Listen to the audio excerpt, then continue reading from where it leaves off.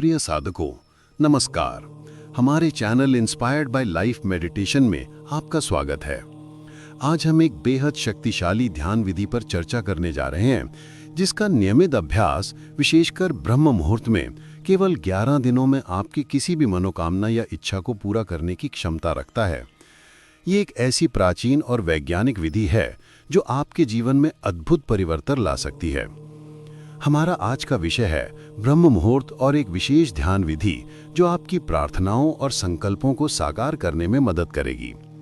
लेकिन इससे पहले कि हम इस चमत्कारिक विधि की गहराई में उतरें, आइए सबसे पहले ब्रह्म मुहूर्त के महत्व को समझते हैं।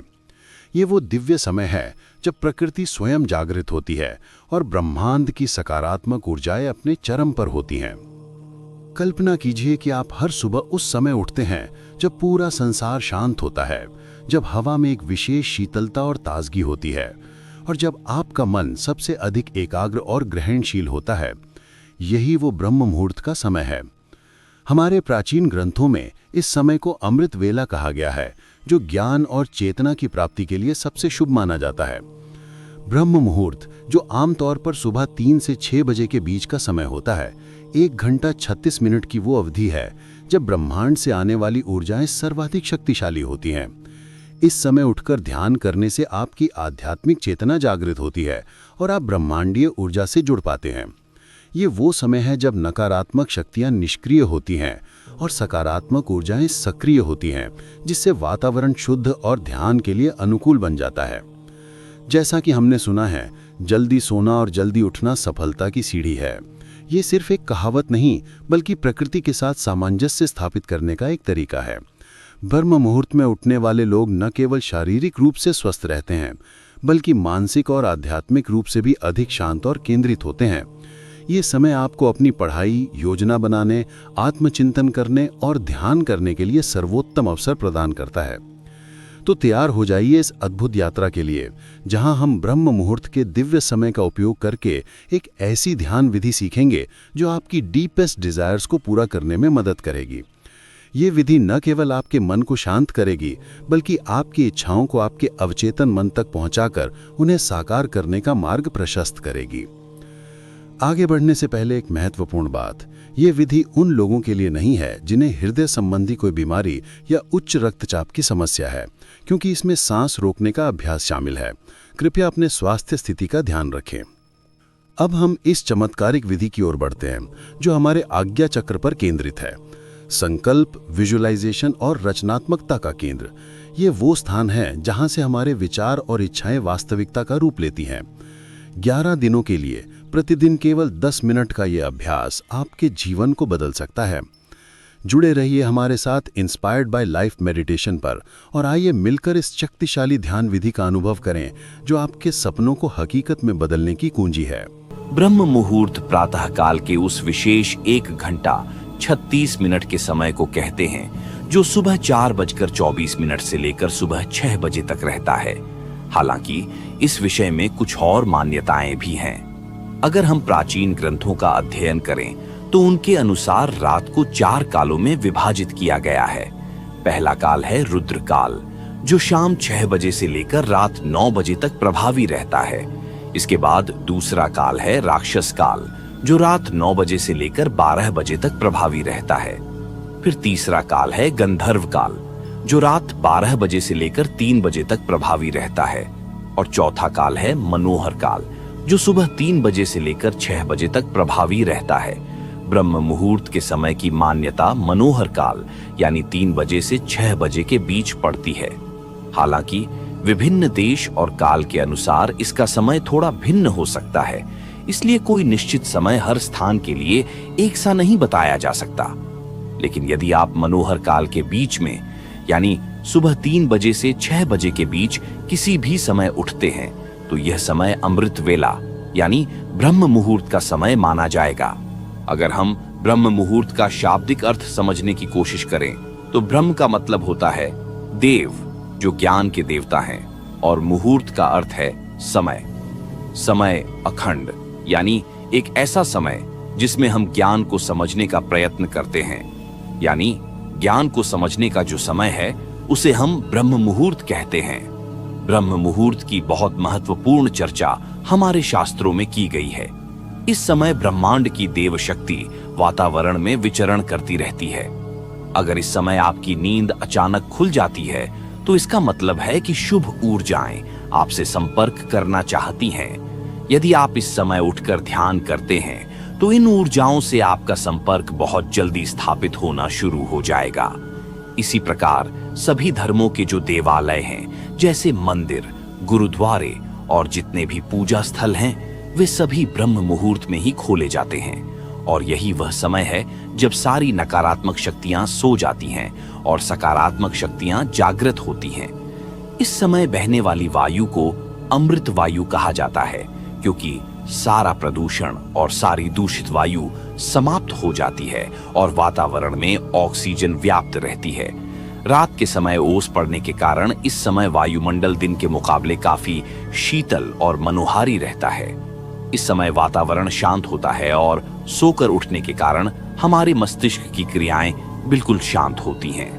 यदि आप इस समय अपनी स्टडी करते हैं, पढ़ाई करते हैं, कोई प्लानिंग करते हैं, इंट्रोस्पेक्ट करते हैं या ध्यान करते हैं तो आपको बहुत लाभ मिलता है। आपने वह कहावत तो सुनी ही होगी, जल्दी सोना और जल्दी उठना सफलता की सीढ़ी है। इसलिए यदि आप भी सफल होना चाहते हैं तो ब्रह्म मुहूर्त में उठना शुरू करें। इससे आपको बहुत सफलता मिलेगी। असल में प्राचीन काल में इलेक्ट्रिसिटी और लाइट नहीं थी, तो लोग सूर्यास्त के बाद सो जाते थे और सूर्योदय से पूर्व यानी ब्रह्म मुहूर्त में उठ जाते थे। ये प्रकृति के साथ चलने की उनकी एक पद्धति थी।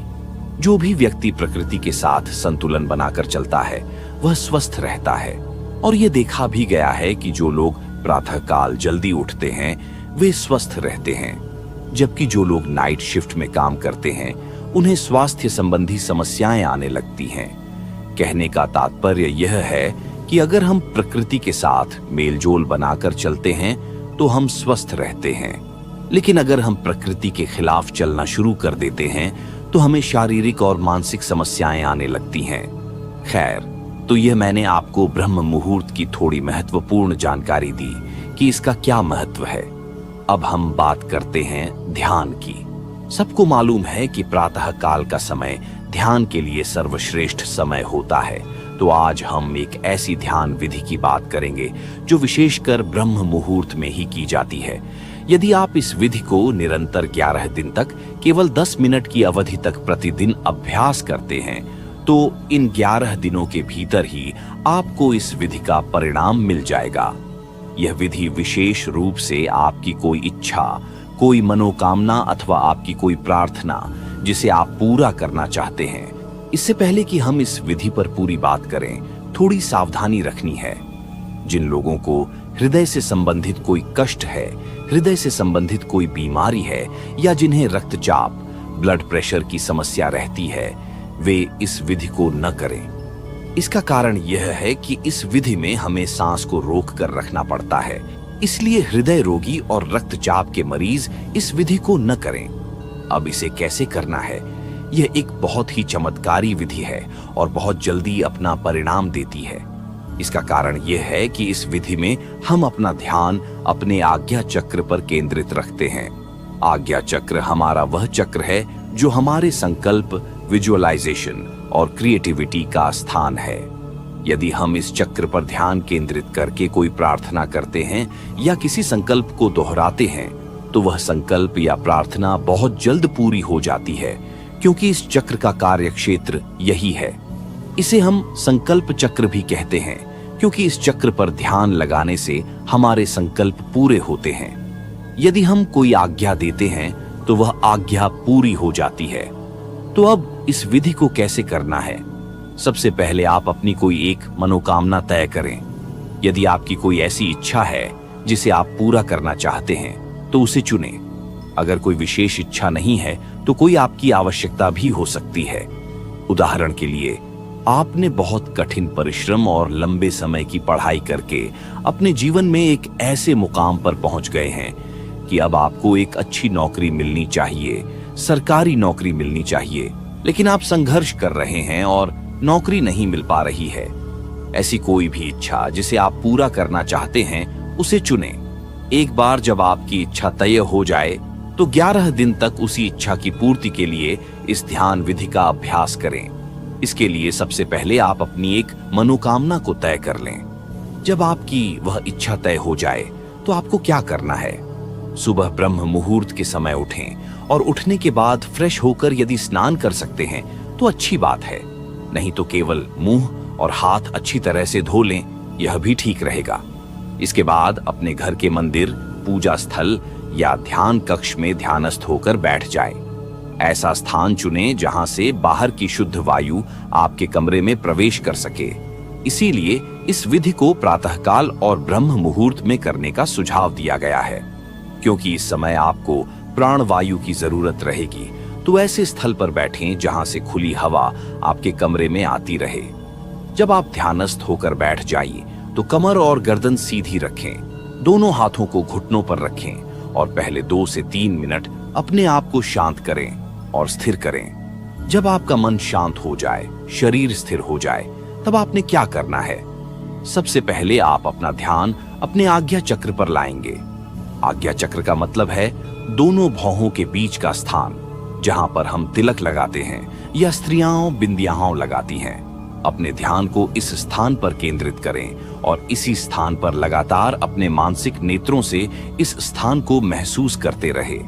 जब आप अपने मानसिक नेत्रों से इस स्थान को महसूस करेंगे और ध्यान यहाँ पर बनाए रखेंगे, फिर आप एक लंबी गहरी सांस भरेंगे और इसे अंदर रोकेंगे।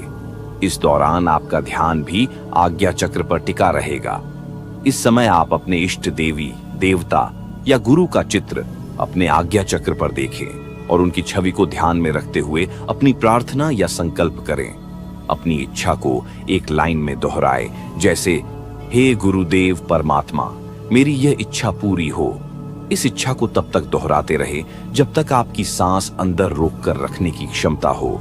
आप इसे 10 सेकंड, 20 सेकंड या 30 सेकंड तक रोक सकते हैं, जितनी देर बिना कष्ट के रोक सकें। ध्यान आज्ञा चक्र पर बनाए रखेंगे और अपने मन की आंखों से अपने इष्ट देवी, देवता या गुरु का स्मरण करते रहेंगे और बार बार अपनी इच्छा को दोहराते रहेंगे, तब तक जब तक आपकी सांस अंदर रुकी हुई है। जब आपको लगे कि अब आप अपनी सांस को अंदर और नहीं रोक सकते हैं, तो धीरे से मुंह से सांस को बाहर छोड़ देंगे। ध्यान रखें कि सांस को अंदर लेते समय नाक से लेंगे और छोड़ते समय मुंह से बाहर छोड़ेंगे। यह एक चक्र पूरा हुआ। फिर आप 15 से 20 सेकंड तक थोड़ा सा रेस्ट करेंगे, सामान्य स्थिति में बैठे रहेंगे। फिर उसके बाद दूसरा चक्र शुरू करेंगे, यानी फिर से एक लंबी गहरी सांस भरेंगे, सांस को अंदर रोकेंगे, अपने ध्यान को आज्ञा चक्र पर टिकाएंगे, अपने मन में इष्ट देवी देवता अथवा अपने गुरु का चित्र निहारेंगे और इन सभी चीजों के साथ फिर अपनी प्रार्थना को फिर से दोहराएंगे, अपने संकल्प को, अपनी इच्छा को फिर से दोहराएंगे और तब तक दोहराते रहेंगे जब तक आपकी सांस अंदर रुकी रहती है। और जब आपको लगे कि इससे ज्यादा आप सांस नहीं रोक सकते हैं, 30 सेकंड या 40 सेकंड से ज्यादा, तो मुंह से सांस को बाहर निकाल देंगे और फिर कुछ सेकंड रेस्ट करेंगे। ये 2 चक्र हो गए। ऐसे ही आपको लगातार बीच में रुक रुक कर कुछ सेकंड रेस्ट करते हुए अपनी इच्छा को बार बार दोहराना है और लगभग 10 मिनट तक 11 दिन तक हर रोज यह अभ्यास करना है। यह पूरी विधि है। असल में जब आप इस प्रकार ध्यान करते हैं तो इसका एक वैज्ञानिक पहलू भी है। जैसा कि मैंने पहले बताया, हमारा आज्ञा चक्र संकल्प का स्थान है, यह हमारे विजुअलाइजेशन का स्थान है, यह हमारा आदेश देने का स्थान है।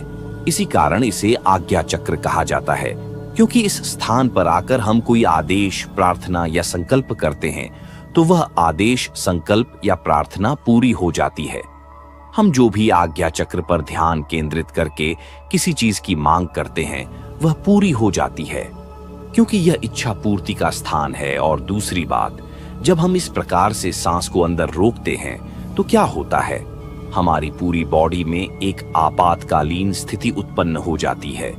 जब हम इतनी देर तक सांस को रोकते हैं तो हमारा दिमाग रुक जाता है, हमारे विचार रुक जाते हैं। क्यों? क्योंकि अब आपके पास विचार करने का समय नहीं है। अब एक आपातकालीन स्थिति बन जाती है। जिसमें आप आराम से विचार नहीं कर सकते। इसलिए अब आपका सारा ध्यान यदि आप किसी एक चीज पर केंद्रित करेंगे तो उसी स्थान पर आपका ध्यान लग जाएगा, यानी आपका मन पहले से अधिक एकाग्र हो जाएगा।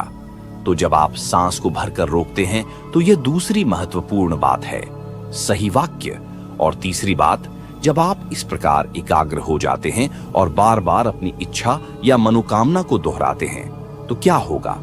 धीरे धीरे वह आपकी इच्छा आपके चेतन मन से अवचेतन मन में चली जाएगी। एक दिन बाद, 2 दिन बाद, 3 दिन बाद क्या होगा कि आपका यह विचार जिसे आप बार बार दोहरा रहे हैं आपके अवचेतन मन में प्रवेश करना शुरू हो जाएगा, जो हमारे मन का और गहरा स्तर है।